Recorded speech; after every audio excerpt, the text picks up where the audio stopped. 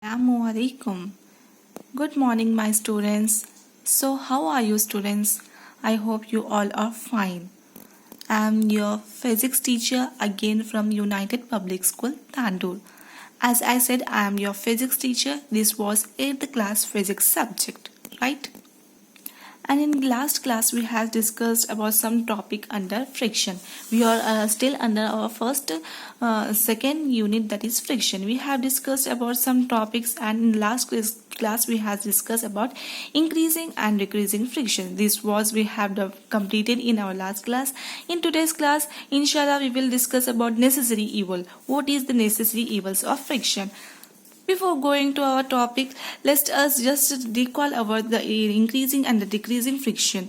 As we discussed that the friction can be situationally friction can be increased based on the situation where it is necessary, and as well as if friction can also be decreased based on the situation where it is undesirable. And we have discussed about the examples of increasing friction and decreasing friction under here, and the treated tires, the treated shoes under increasing friction, and applying powder on carom board, and applying grease in machinery parts, streamline reduced air friction, we have discussed under reducing friction. I hope you all remember this. Okay, now let us come to our today's topic, that is unnecessary evil.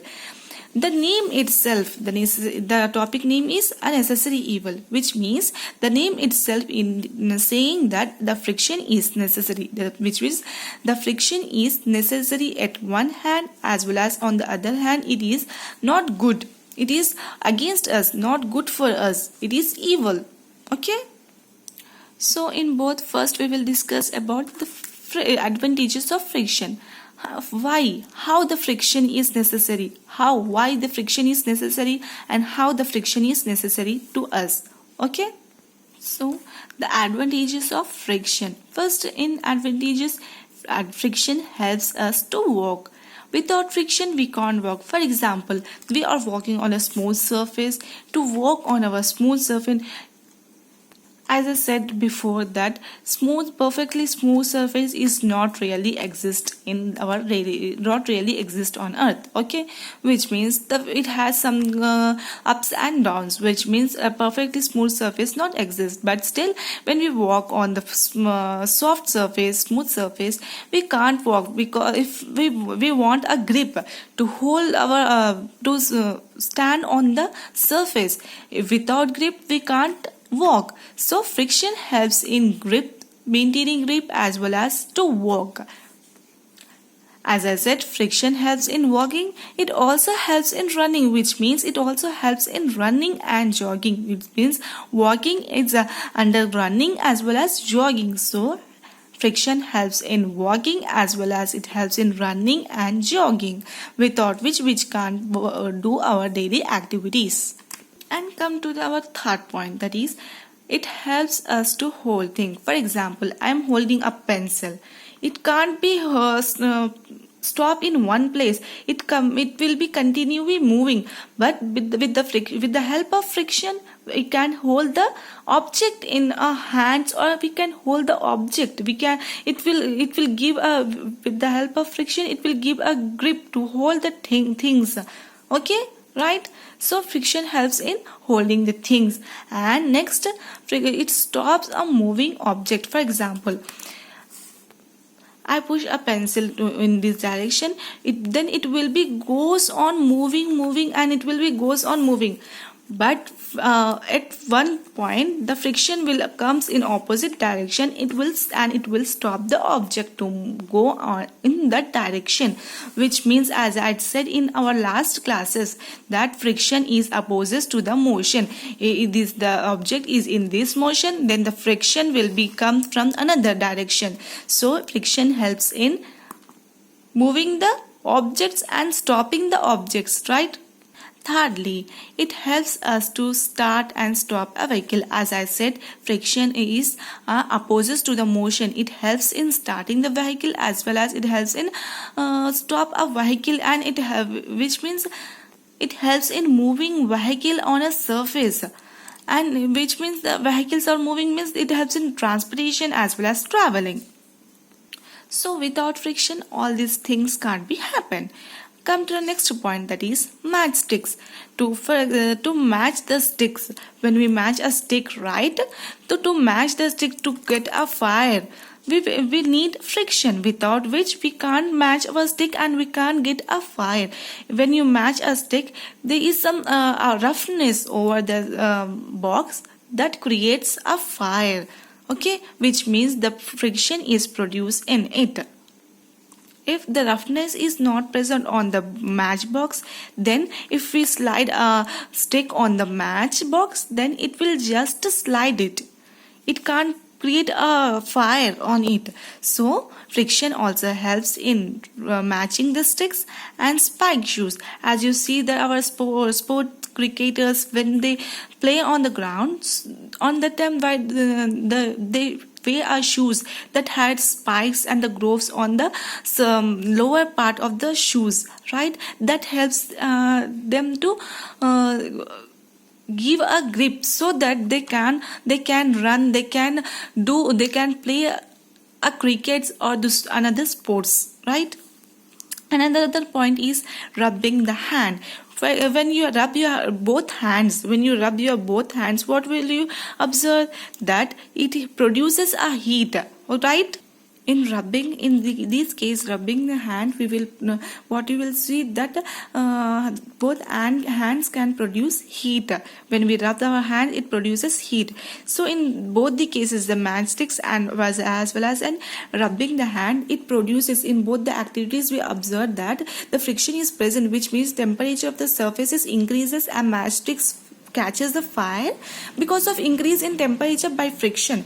Thus, we can also conclude that friction can be produces heat also. And another example is help us to write. Friction help us to write. For example, I'm writing over here. If I start writing over here, then without friction, without the roughness of the surface, it will just slide it like this. It will just, if I'm trying to write like this, then it will just slide it. There is some roughness present over this paper, so because of this, friction produces and I can able to write, without which we can't do this work, all these activities.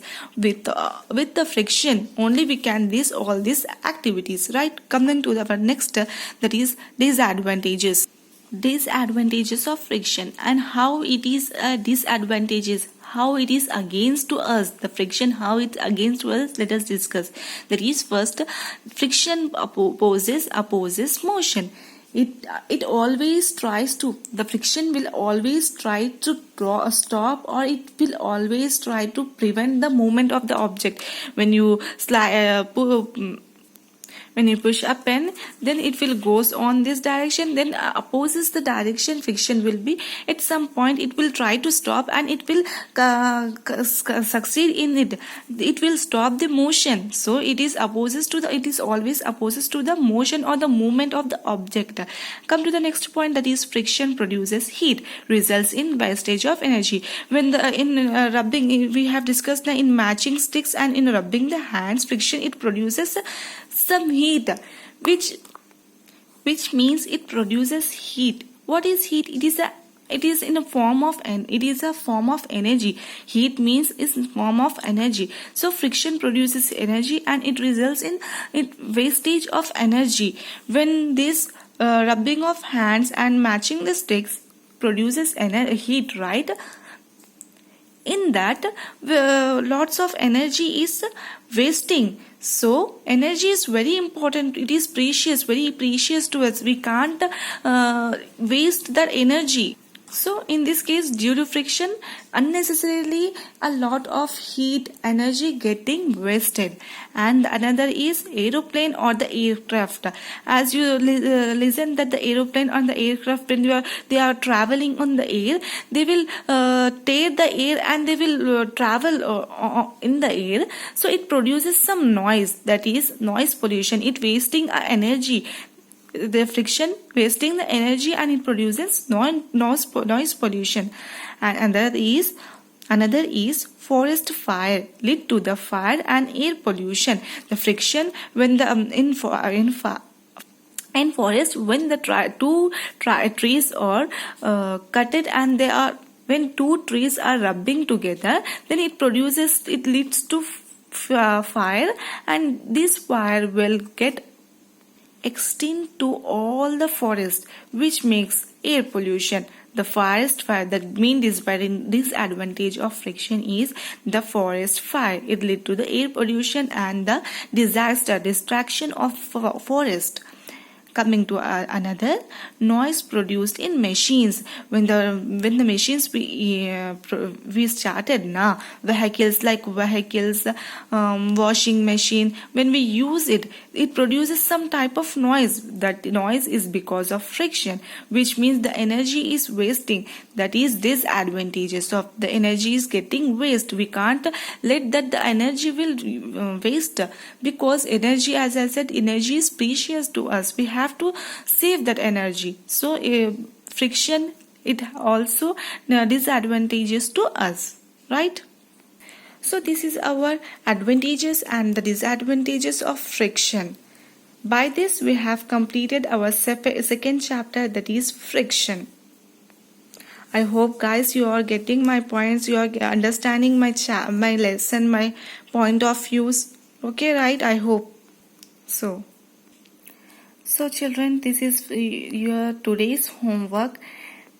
Before going to the homework, it was just advisable that before going your homework, just read the question twice. Okay, read the question twice so that you can answer the question correctly, and quickly take a screenshot of this and complete your homework, and try to write your homework by your own or by your taking someone else, but please try to complete your homework by the time. Okay, thank you children, have a nice day.